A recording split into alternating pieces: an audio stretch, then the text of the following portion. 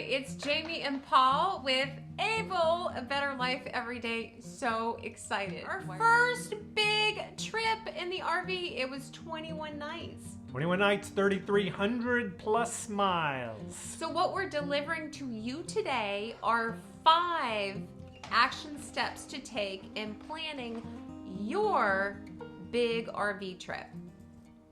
All right, so step number 1 is establish your miles. So Paul, why don't you tell us about that one? So to establish your miles, how far do you want to drive each day? So if you're doing interstate driving, mostly interstates, 400 miles, not bad. If you're on back roads or in heavy traffic, if you're going through construction sites for 20, 30, 40 miles, 300 miles can be long. And then you add the hour on the front end, the hour on the back end. So that's how we figured it. We like to leave at about 8 to 7:30, 8 in the morning and get there around 4:30 anyway, pending just things that pop up as they do. And then have time to set up. Right, time to set up. Got to take a break for lunch.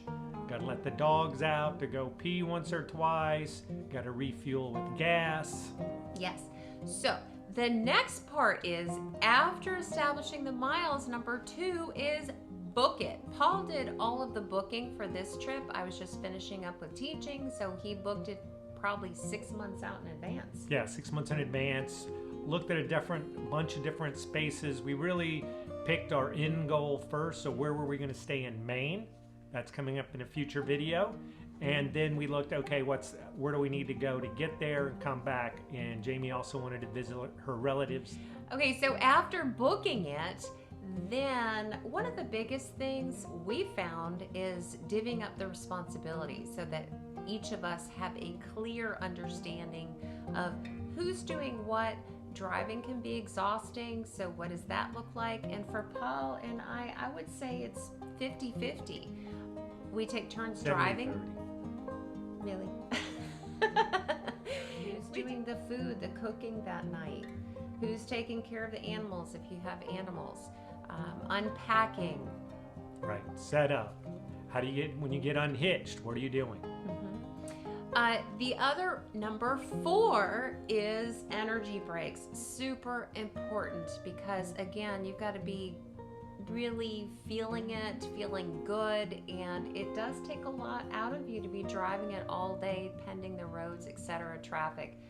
So our energy break is?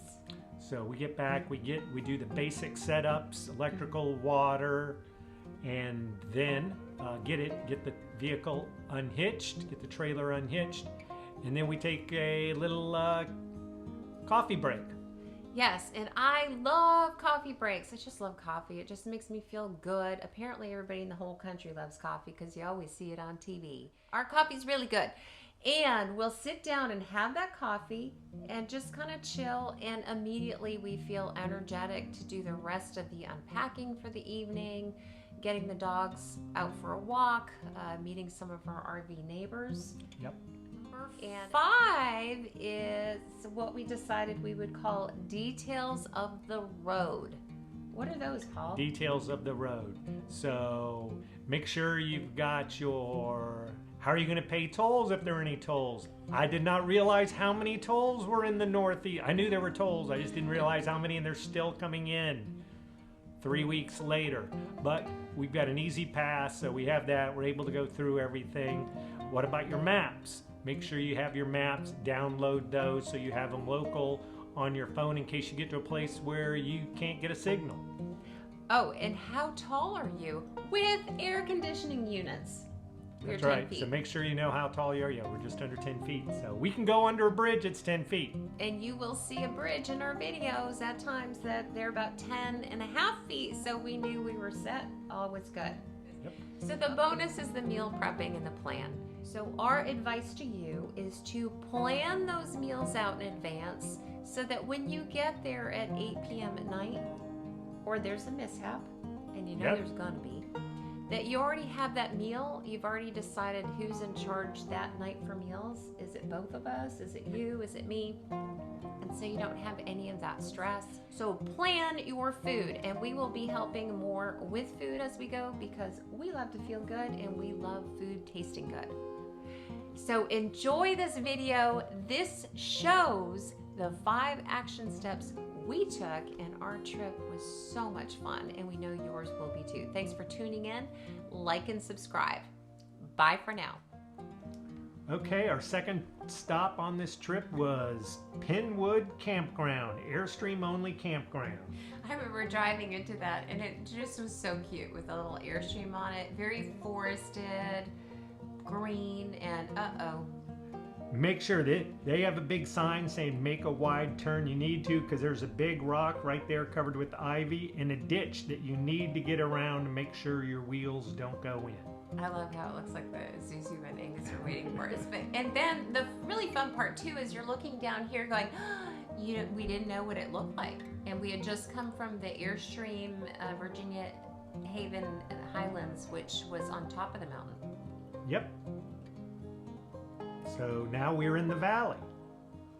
Surrounded by mountains, no mosquitoes, and green.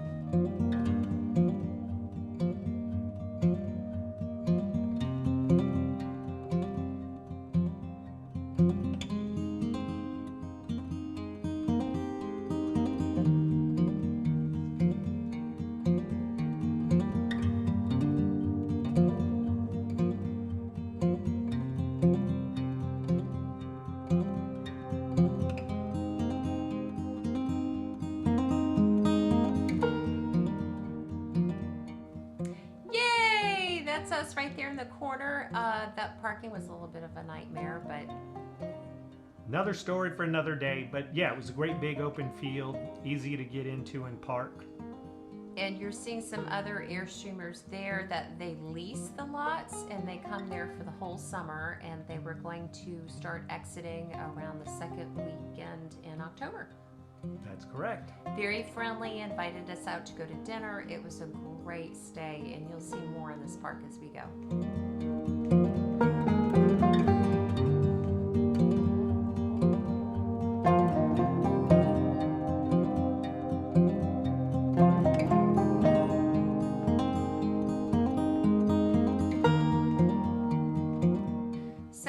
I took a walk in the park one afternoon, and it was pretty cool back there because there were a lot of Airstreams. No one was there, they just had them parked, but they were all vintage, and vintage models I hadn't seen before. Again, this is an Airstream only park, and it appeared as if the whole back section, they had old classics, just flying clouds, everything, models I hadn't seen. And all around the park they had amenities for kids. They had a little library, a post office, a gathering place, the playground, a little pond, just a meditative pond. Pretty cool place.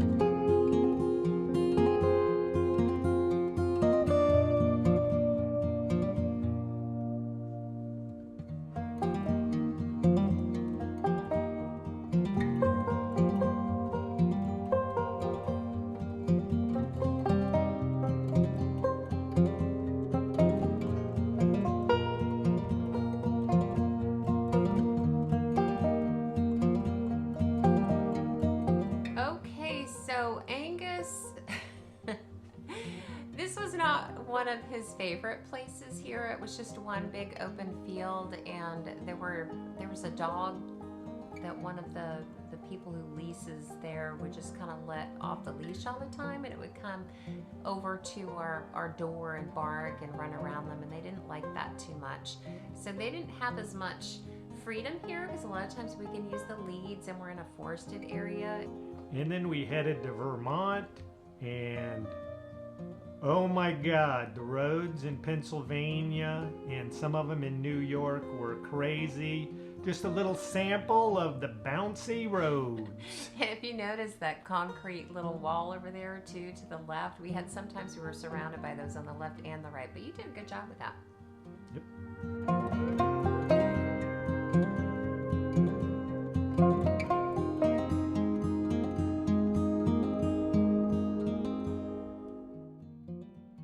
So in Vermont, this is a picture at night. Didn't come out great, but there were a lot of people out. They all had their campfires going. It's all around a pond with a big lighted fountain in the middle. All those lights you see on the edge are campgrounds, so it was really nice. And this is where we were talking about know your height with air conditioners, because we knew ours was 10 feet with the air conditioners. So by the time we get up here, no worries. 10.5 feet, we clear. Look at that.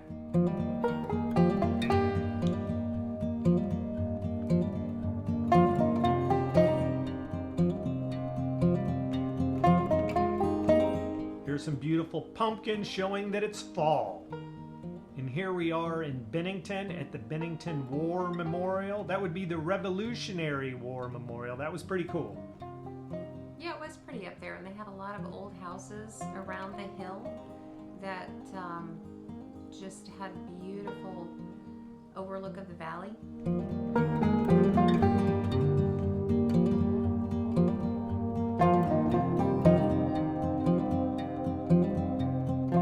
One of my favorite things to do is to always explore the campground. A lot of times they don't tell you all those little extra perks, and as you all know, I love to hike and go on walks. So here I am with the dogs and found this towards the end of the park, and it was beautiful. It was so green, lots of moss, salamanders everywhere.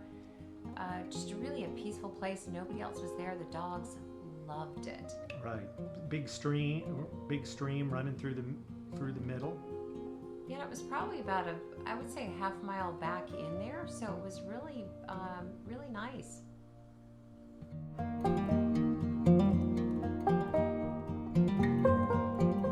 And so there they are, the little salamanders. I lived in Vermont as a kid for a while growing up, and I used to catch them all the time, and we saw probably about 6 or 7 of them.